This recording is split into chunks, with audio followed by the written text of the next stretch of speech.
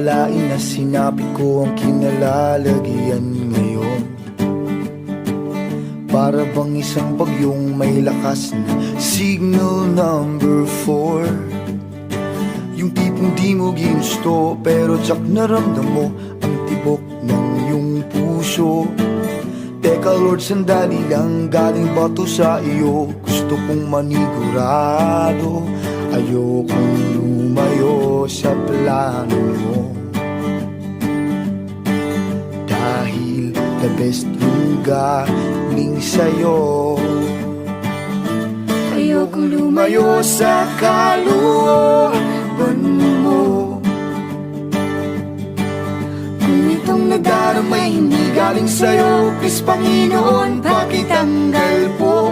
Ayokong pangunahan ang plano mo. Pero kung siya na talaga, huwag ka tulungan mo buha. Ayokong mabulilyaso ang plano